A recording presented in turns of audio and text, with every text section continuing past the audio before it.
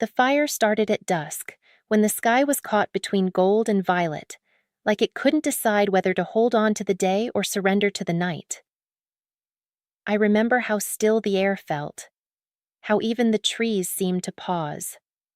My father moved through the house with a purpose that felt heavier than anger. It wasn't a sudden outburst, it was deliberate. He carried my belongings outside one box at a time. At first, I didn't understand what he was doing. I stood in the hallway, watching him pull open my bedroom drawers, watching him strip my shelves bare, my clothes, my notebooks, the sketch pad I'd filled with drawings no one had ever seen, the guitar I had saved 2 summers to buy, the small wooden chest where I kept birthday cards from my mother, written in her looping handwriting before she got sick. He didn't look at me. He didn't need to. Each trip to the backyard felt like a countdown I didn't know I was part of. When he stacked everything in the center of the grass, it looked wrong. Like a yard sale with no price tags. Like pieces of a life arranged for display. My chest tightened, but I still believed there would be a limit. A warning. A lecture. Something. He finally turned to me, holding a small red can of lighter fluid. "This is what happens when you disobey me," he said. His voice wasn't loud. That was the worst part. It was calm, certain, like he believed this was justice. I wanted to explain. I wanted to tell him that applying for colleges without his permission wasn't betrayal, that wanting something beyond the small town didn't mean I thought I was better than him. But my words felt fragile, and he looked immovable. He poured the liquid over my things. The smell hit first, sharp and chemical. My heart started pounding in my ears. "Dad," I said, but it came out small. Not a protest, not a demand, just a sound. He struck a match. For one long second, the flame hovered between his fingers. I remember thinking he would stop, that this was the moment he would reconsider, that he would see how far he'd taken it. Instead, he dropped it. The fire caught instantly. Paper curled and blackened. Fabric shrank away from the heat. The sound was louder than I expected, a hungry crackling like applause from something cruel. I felt the heat against my face as I stood on the porch. My bare feet pressed into the wood. I didn't move. I didn't rush forward. I didn't try to save anything. Because I saw his eyes. He was watching me, not the flames. Waiting for tears, for begging, for regret. So I gave him nothing. Inside, something was breaking. Every pop of the fire felt like it was snapping a thread that tied me to that house. When the wooden chest caught, I almost stepped forward. I almost screamed. But the smoke rose thick and gray, swallowing everything before I could change my mind. The guitar strings shrieked as they tightened and snapped in the heat. That sound stayed with me longer than anything else. A sharp, metallic cry, and then silence. Neighbors must have seen the smoke, but no one came. Or maybe they knew better than to interfere. "This will teach you," he said, folding his arms. Teach me what? That love could disappear over a decision? That control mattered more than understanding? That obedience was worth more than dreams? The fire burned fast, but the damage felt endless. Within minutes, my life was reduced to glowing embers and black ash. The yard smelled like melted plastic and scorched memories. He turned and walked back inside as if the matter was settled. I stayed. I watched until the flames died down to faint orange pulses, until the smoke thinned, until there was nothing left to burn. The sky had gone dark by then. I realized I wasn't shaking anymore. I wasn't crying. I felt empty, but not weak. Hollow, but steady. Like the fire had taken something from me, yes, but it had also cleared space for something else. In that quiet, staring at the ruins of everything I owned, I made a promise I didn't say out loud. One day, I would never stand powerless in someone else's yard again. The first night after I left, I slept on a couch that wasn't mine, in a house that smelled like laundry detergent and someone else's dinner. My friend's parents didn't ask too many questions. They just handed me a blanket and said I could stay for a little while. I nodded like I had a plan. I didn't. I had $23, a backpack with 2 shirts, and a promise I'd made to myself in a backyard full of ash. The first year wasn't inspiring. It wasn't cinematic. It was survival. I washed dishes at a diner where the floor was always slightly sticky and the manager always slightly disappointed. My shifts ended past midnight, my hands wrinkled from soap and hot water. I learned how to move fast, how to keep my head down, how to let harsh words slide off me without leaving bruises. During the day, I finished school. I filled out scholarship forms in the library because I didn't have a computer of my own. I wrote essays about resilience without mentioning the fire. I told sanitized versions of my story. Financial hardship. Family conflict. Words that fit neatly into boxes. Some nights, exhaustion made me doubt everything. I would lie awake staring at the ceiling and wonder if he was right. Maybe I was ungrateful. Maybe wanting more was selfish. Maybe obedience would have been easier. But then I would remember the flames reflected in his glasses, and the doubt would turn into fuel. I saved everything. Tips, overtime pay, birthday money from distant relatives who didn't know I'd left home. I didn't buy new clothes unless I absolutely had to. I learned how to stretch groceries for a week. I learned that pride tastes different when you've had to swallow it enough times. By the second year, I had a tiny rented room above a mechanic's garage. The radiator clanged all winter. The walls were thin, but the key in my pocket was mine. I would sometimes lock and unlock the door just to feel the click, proof that no one could drag my life into the yard anymore. I enrolled in community college and chose business courses almost by instinct. I didn't dream about being rich. I dreamed about never being cornered again. I wanted to understand contracts, loans, ownership, the invisible systems that decide who keeps their house and who loses it. There were setbacks, a failed exam, a job that let me go without warning, an unexpected bill that emptied my savings and forced me to start over. Each time, the temptation to call him flickered in my chest. Not to apologize, not exactly, just to hear a familiar voice. I never dialed. Silence became my discipline. By the third year, I was working construction during the summers. The labor was brutal, but it paid better than washing dishes. I came home covered in dust, muscles aching, but with money I'd earned the hard way. I began to understand something important. Pain that builds you feels different from pain meant to shrink you. I started flipping old furniture on the side, buying discarded tables and dressers, sanding them down, repainting them, selling them online for a small profit. I liked the metaphor more than I admitted, taking something overlooked and worn and giving it value again. By year 4, that side hustle grew. A neighbor asked me to help renovate a rental property, then another. I listened carefully, learned quickly, and reinvested every extra dollar.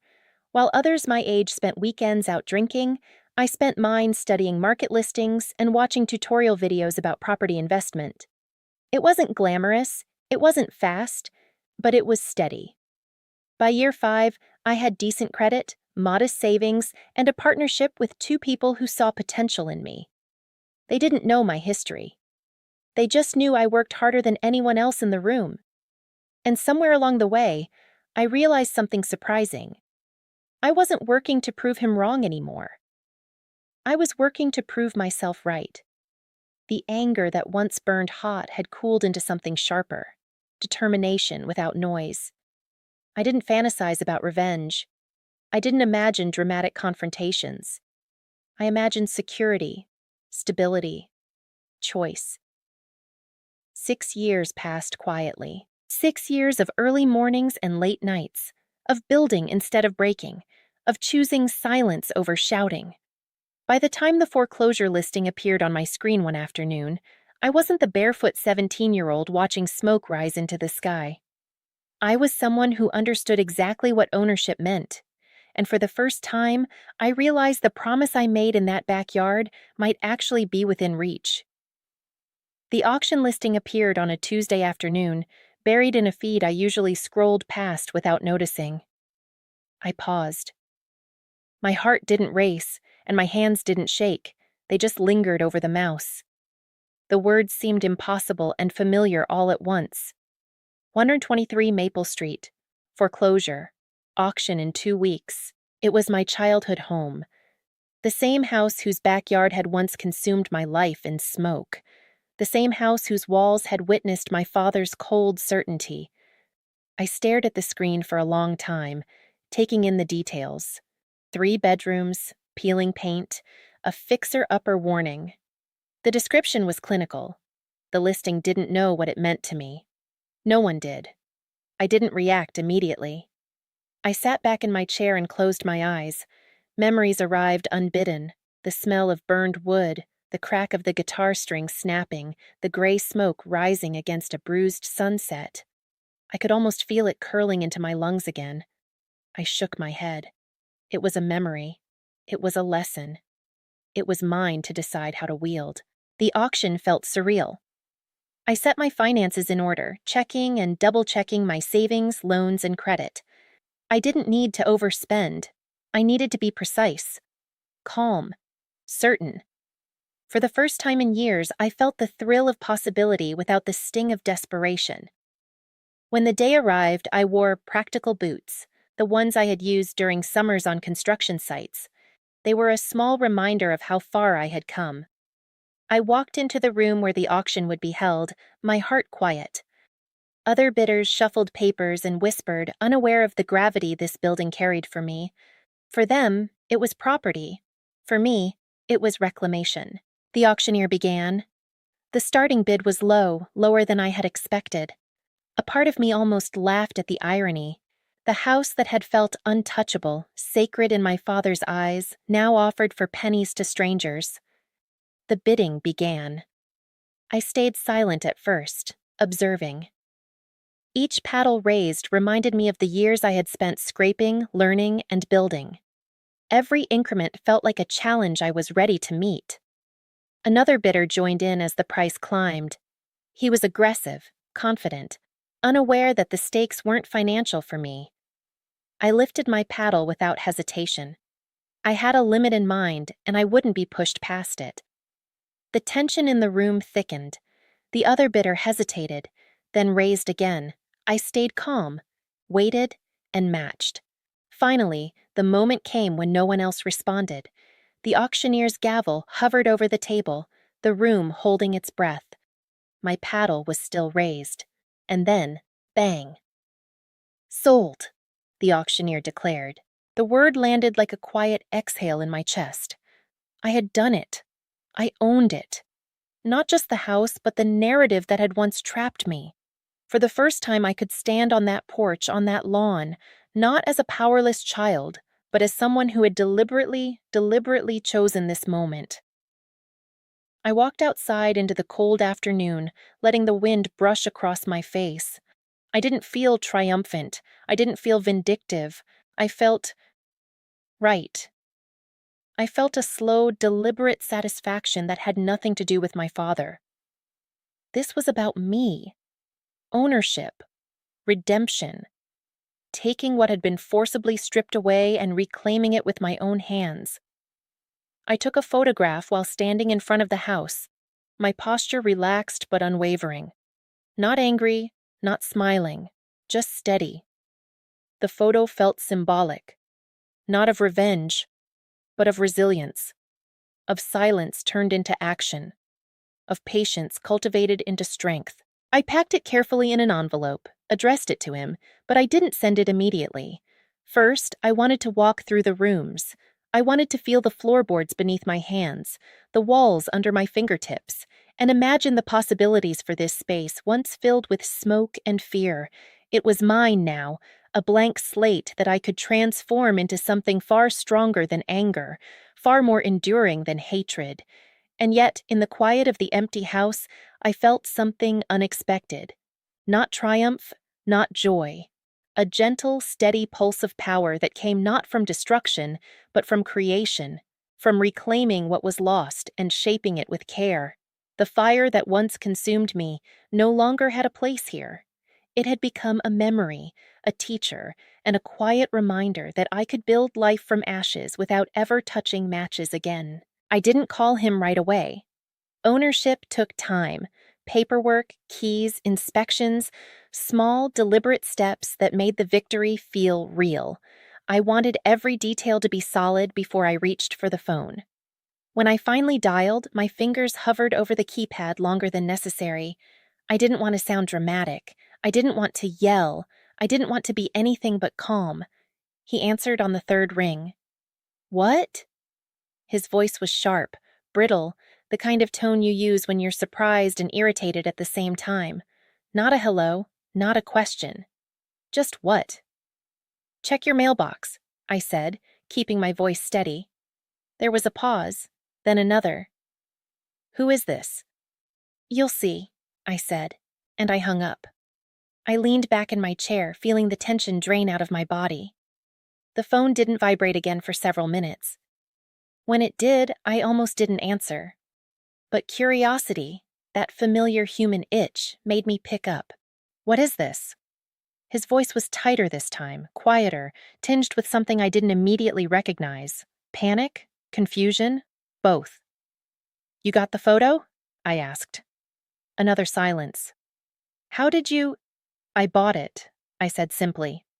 My words weren't triumphant, weren't mocking. They were just facts. Solid.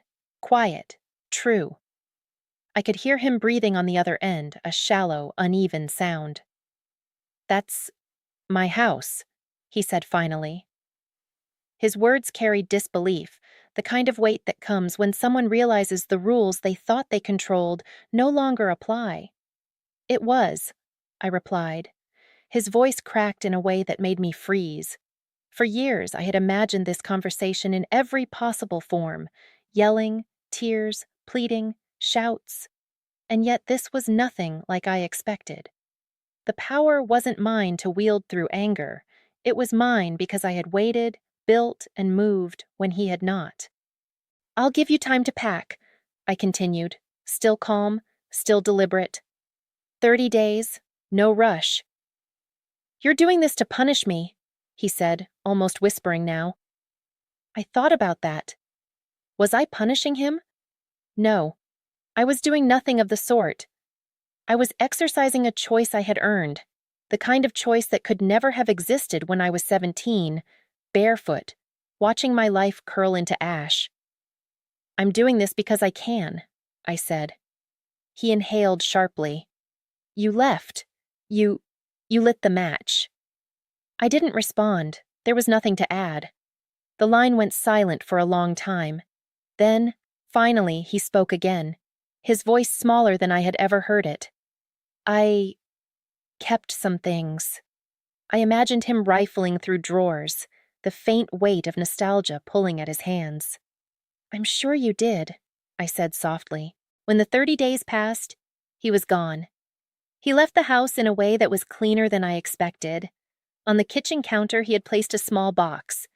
Inside were metal guitar strings, twisted and blackened, scorched, but intact. Next to them was a note. I kept these. I don't know why. No apology. No excuse. Just acknowledgement. I carried the box outside to the backyard, the same backyard where the fire had once taught me fear. I held the strings in my hands, feeling the heat of memory instead of flames. I didn't feel triumph. I didn't feel hatred. I felt closure. I imagined the 17-year-old who had stood barefoot on the porch, watching smoke rise. I could whisper to him now, "You don't have to fight fire with fire. Wait, build, own, transform." I started renovating slowly, carefully, as if each brushstroke and nail hammered was a quiet declaration. This space was mine to shape, mine to honor, and mine to heal. The backyard grew a garden. Where ashes once clung to the grass, flowers now bloomed. On the small wooden bench I placed there, I sometimes sit at dusk and watch the sunset in peace. People talk about revenge as if it requires shouting, destruction, or spectacle. But the truest revenge isn't noise. It isn't anger. It is freedom. It is the ability to live fully, without fear, in the spaces they tried to control. I had once thought power meant fire, flames, and dramatic gestures. Now I knew it meant silence, patience, and the quiet certainty that comes from building a life that can't be touched by someone else's cruelty. And every time I walk through that front door, I remember the smoke, the fire, and the fear. But I also remember the strength I found in myself, the calm that grew from silence, and the quiet joy of standing untouchable, finally, in a place I had earned. The house was no longer a monument to what he had taken from me. It was proof of what I could create from the ashes.